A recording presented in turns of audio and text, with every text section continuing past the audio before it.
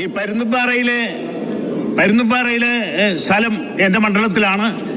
1978 പട്ടയം കിട്ടിയ 2 ഏക്കർ സ്ഥലം എനിക്കുമുണ്ട്. അവിടെ കയ്യേറ്റങ്ങൾ നടക്കുന്നതായിട്ട് ശ്രദ്ധയിൽപ്പെട്ടത് 1 വർഷത്തിന് മുൻപ് താലൂക്ക് സഭയിൽ CPM-ന്റെയും CPI-യുടെയും കോൺഗ്രസിന്റെയും മുസ്ലിം ലീഗിന്റെ ആളുകൾ ഒന്നടങ്കം ഞങ്ങൾ ഏവരും ചേർന്ന് നടപടി സ്വീകരിക്കണമെന്ന് തഹസിൽദാരോട് ആവശ്യപ്പെട്ടതാണ്. 3.5 വർഷക്കാലത്തിനുള്ളിൽ 5ാമത്തെ തഹസിൽദാരാ പീരുമേട്ടിലിരിക്കുന്നത്, 5ാമത്തെ LR തഹസിൽദാരാ പീരുമേട്ടിലിരിക്കുന്നത്, 4ാമത്തെ LA തഹസിൽദാരാ പീരുമേട്ടിലിരിക്കുന്നത്. ഇതിൻ്റെ അകത്ത് വ്യക്തിപരമായി ഞങ്ങളെ കൂടെ ചെളിവാരി എറിയുന്ന ഒരു സമീപനം വന്നിട്ടുണ്ട്. അതുകൊണ്ടൊരു വ്യക്തത ഈ കാര്യത്തിൽ വരുത്തണം. കേരളത്തിൽ കുടിയേറ്റക്കാരായ, സാധാരണ ഭൂമിയില്ലാത്ത കുടിയേറ്റക്കാരായ മനുഷ്യർക്ക് പട്ടയം കൊടുക്കുക എന്നുള്ളതാണ് ഈ ഗവൺമെന്റിന്റെ ധാരണ.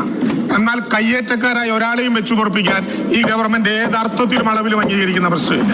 അതിനൊരു കോംപ്രമൈസും ഇല്ല. 15 റവന്യൂ ഉദ്യോഗസ്ഥന്മാരെ, പീരുമേട് താലൂക്കിൽ ഒഴികെയുള്ള 15 റവന്യൂ ഉദ്യോഗസ്ഥന്മാരുടെ ഒരു ടീം പ്രത്യേകമായി നിശ്ചയിച്ചു.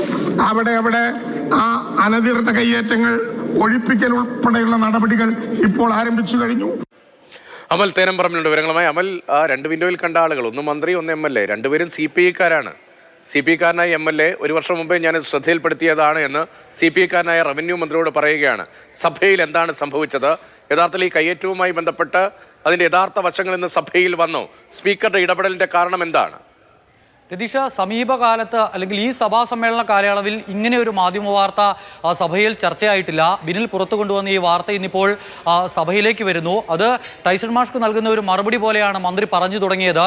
മന്ത്രി ഈ പരുന്തുംപാറയിൽ ചില കയ്യേറ്റങ്ങൾ സംബന്ധിച്ച വാർത്ത ശ്രദ്ധയിൽപ്പെട്ടിട്ടുണ്ട്, ആ വിഷയത്തിൽ നടപടി പുരോഗമിക്കുകയാണ് എന്ന് പറയുമ്പോൾ വാഴൂർ സോമൻ ചാടി എണീക്കുകയാണ്. എനിക്ക് സംസാരിക്കാനുണ്ട് ഈ വിഷയത്തിൽ എന്ന് പറയുന്നു. അപ്പോൾ സ്പീക്കറുടെ ഇടപെടൽ ഉണ്ടാകുന്നു. അങ്ങനെ സംസാരിക്കാനാവില്ല, ഇരിക്കാൻ നിർദ്ദേശിക്കുമ്പോഴും വാഴൂർ സോമൻ പറയുന്നത് ഇത് എന്നെ കൂടി ബാധിക്കുന്ന പ്രശ്നമാണ്, അതിനാൽ എനിക്ക് സംസാരിച്ചേ പറ്റൂ എന്ന് പറയുന്നു. അപ്പോൾ സ്പീക്കർ, നമ്മൾ ഈ കണ്ടതിന് തൊട്ട് മുൻപുള്ള ചില ദൃശ്യങ്ങളാണത്, അപ്പോൾ സ്പീക്കർ അവിടെ ഇരിക്കാൻ പറയുന്നു. പക്ഷേ വീണ്ടും തനിക്ക് സംസാരിക്കണമെന്ന് ആവശ്യപ്പെട്ടു. സ്പീക്കർ വഴങ്ങുന്നു. അങ്ങനെ വാഴൂർ സോമൻ സംസാരിക്കുന്നതാണ് കണ്ടത്. വാഴൂർ സോമൻ കൃത്യമായി പറഞ്ഞു വെക്കുന്നത് റവന്യൂ വകുപ്പിന്റെ ഭാഗത്തു നിന്നും വലിയ വീഴ്ച ഈ വിഷയത്തിൽ സംഭവിച്ചിട്ടുണ്ട്. ഉദ്യോഗസ്ഥർ നാൾക്ക് നാൾ ഇങ്ങനെ മാറി വരികയാണ്, അതിനാൽ നടപടികൾ കൃത്യമായി അവിടെ ഉണ്ടാകുന്നില്ല. ഈ വിഷയത്തിൽ തങ്ങളെ കൂടി ചെളിവാരി എറിയുന്നതിനുള്ള ഒരു നീക്കം നടക്കുന്നുണ്ട്. അതിനാലാണ് താൻ ഈ കാര്യങ്ങൾ പറയുന്നത്. ഈ കാര്യത്തിൽ മന്ത്രി വ്യക്തത വരുത്തണമെന്ന് പറയുന്നത്. നേരത്തെ രതീഷ് പറഞ്ഞതുപോലെ ഒരു CPI-യുടെ MLA ആണ്, അത് പറയുന്നത് ഒരു CPI-യുടെ മന്ത്രിയോടാണ് എന്നൊരു പ്രശ്നം കൂടിയുണ്ട്. എന്തായാലും നമ്മുടെ വാർത്ത ശരി. അമൽ തേനംപറമ്പിലാണ് ആ വിവരങ്ങൾ തിരുവനന്തപുരത്ത് നൽകിയത്.